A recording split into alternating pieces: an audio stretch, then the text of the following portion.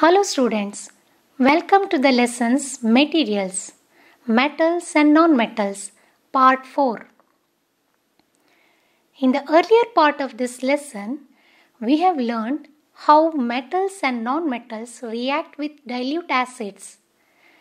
In this lesson, we will learn one more interesting chemical reaction of metals and applications of non-metals in our daily life. Displacement reactions.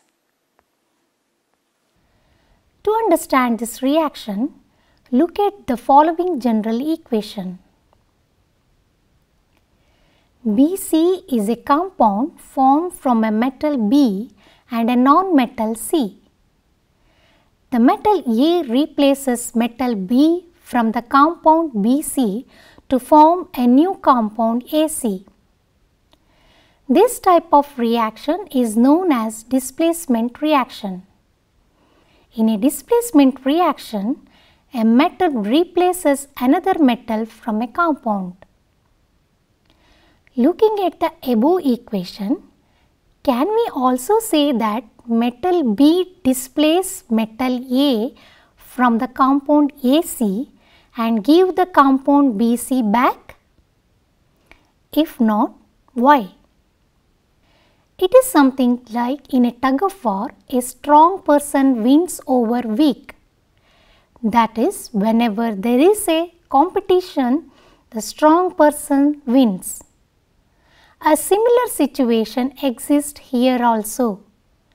That is, the more reactive element displaces the less reactive element. Such reactions are called displacement reactions. A displacement reaction is a chemical change in which one element displaces another element from a compound. Let us perform some activities to understand displacement reactions. Now, here I have copper sulfate solution which is blue in color. To this, I have divided this copper solution into two beakers, beaker A and beaker B. Now, to the beaker A, I am going to add zinc metal.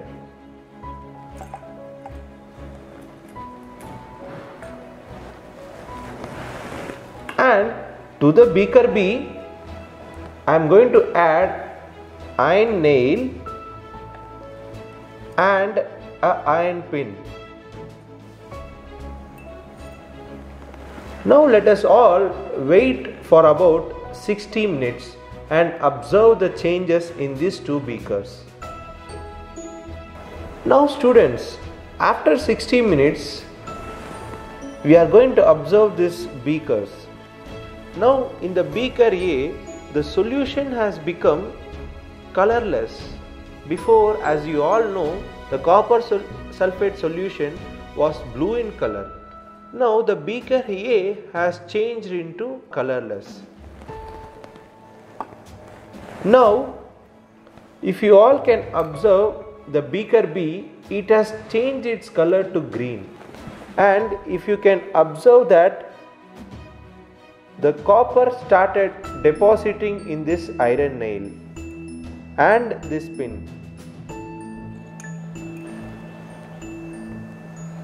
So, what you can observe from these two beakers, in beaker A, the zinc has displaced the copper in its solution and the iron has displaced copper from its solution. Now, in this, the zinc has formed zinc sulfate solution and the iron has formed ferrous sulfate solution. So these are the two major inferences which we can observe from these reactions. Students, let us continue our experiments. Now here again I am taking two beakers, but this time I am taking zinc sulfate solution. To one of the beaker I am going to add copper turnings and to another beaker I am going to add iron nail. Now let us wait for 60 minutes and let us observe if there is a change is there or not. Now after 60 minutes we can observe that there is no change in the solution. So which confirms that there is no reaction between copper and zinc sulfate and iron and zinc sulfate. Students, here we have the last set of reaction. Here I have with me ferrous sulfate solution which I have taken into the beaker. Now to that I am going to add copper turnings. Again we will wait for 60 minutes. Students, we are observing after 60 minutes but there is no reaction has taken place in this solution. So which confirms that the iron sulfate solution is not reacting with copper turnings. The metal which is more reactive than the other metal which is present in the same solution will displaces the lower reactive metals, and these all set of reactions are called displacement reactions. From these experiments, we observed one metal replaces another metal from a compound. We also learned some metals are incapable of replacing other metals. The fact is, a more reactive metal can replace a less reactive metal, but a less reactive metal cannot replace a more reactive metal. Then tell me, how to identify which is more reactive and which is less reactive metal? Can we also arrange the metals in the order of their reactivity? Based on the extent of reactivity of elements, scientists have arranged the elements in a series called reactivity series. In a reactivity series, the most reactive element is placed at the top and least reactive element at the bottom. We see that in this series, potassium is placed at the top, means it is the most reactive element. Silver, gold and platinum are at the bottom, indicating that these are least reactive elements. Now, let us verify this series with our experimental results. Beaker A. Zinc granule added to copper sulfate solution. Observation.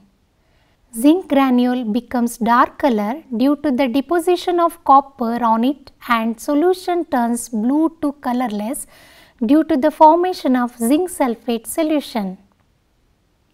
Inference: zinc is more reactive metal than copper. Zinc displaces copper from copper sulfate solution, and zinc 2+ ions goes into the solution to form zinc sulfate solution. B. Iron nail added to copper sulfate solution. Observation.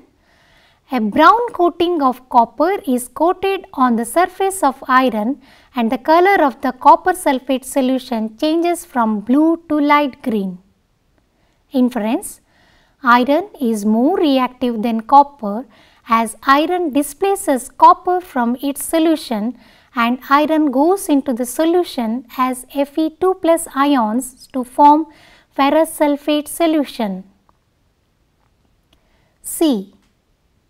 Copper turnings added to zinc sulfate solution. Observation: no change. Inference: copper is less reactive than zinc, so copper cannot displace a zinc from the zinc sulfate solution. D. Copper turnings added to iron sulfate solution. Observation, no change. Inference, copper is less reactive metal than iron.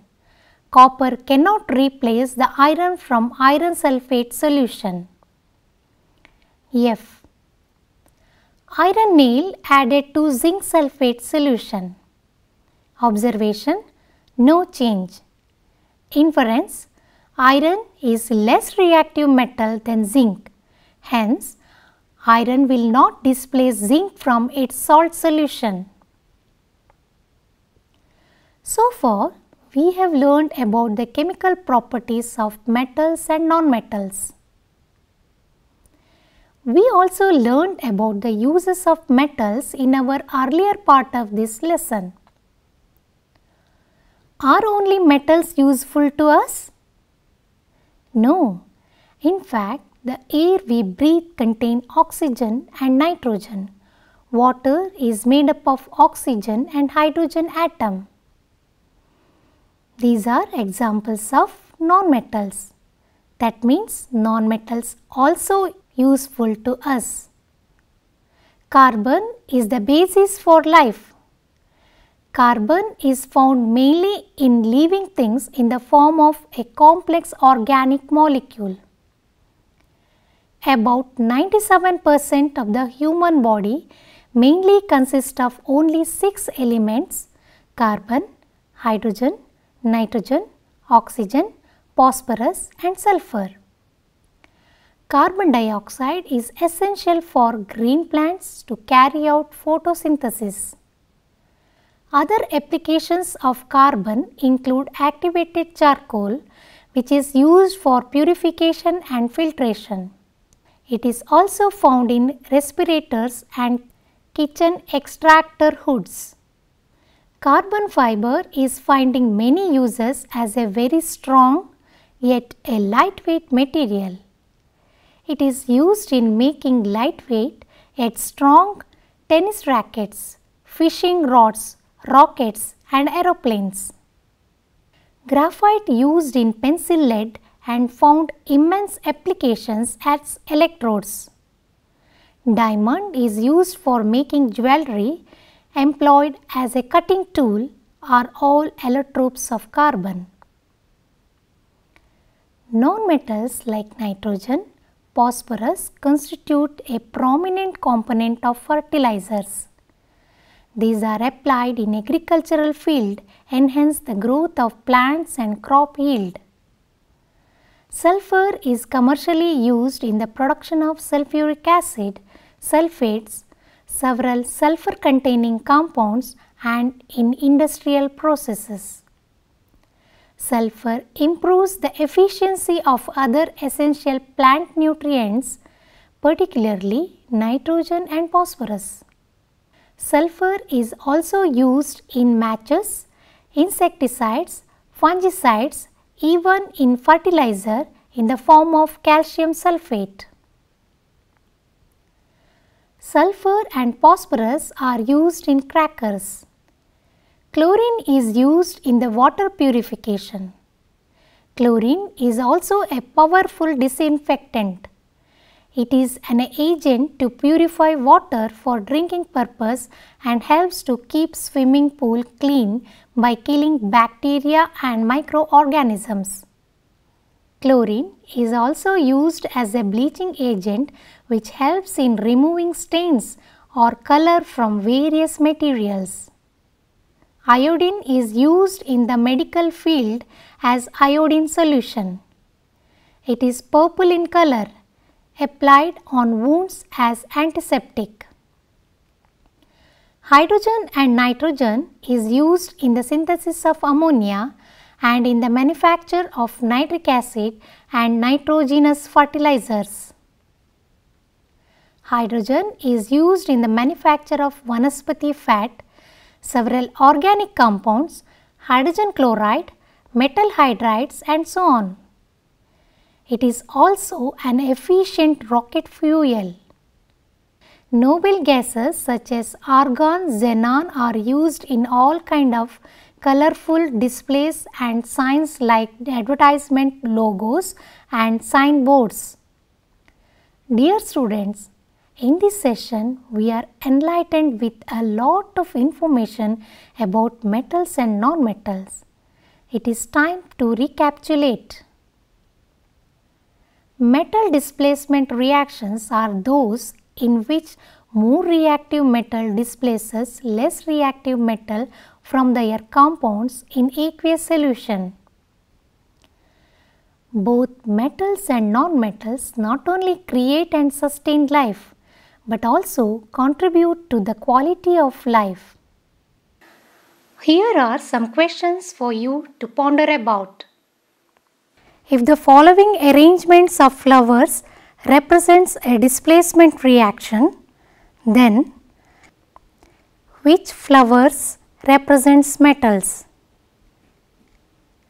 Which flower represents more reactive metal? Among the pair, identify which shows displacement reaction. Silver nitrate solution plus copper metal, copper nitrate solution plus silver metal.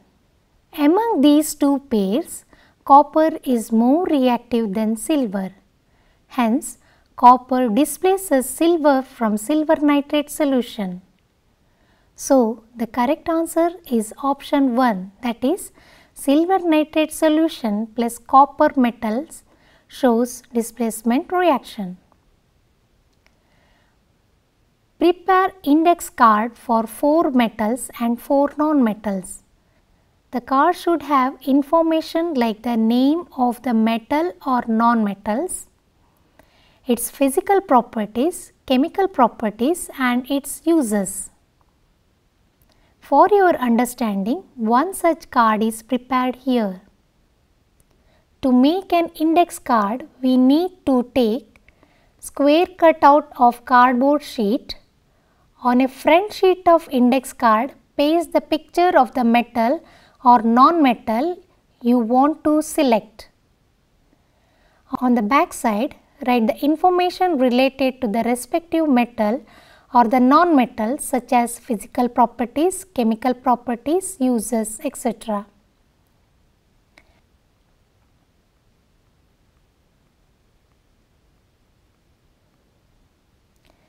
Construct a concept map based on the information provided in this chapter, metals and non-metals. Dear students, I hope you enjoyed and understood the reactions of metal and non-metals and applications of non-metals in this lesson. Still more information about the metals and non-metals we will study in our higher classes. Thank you.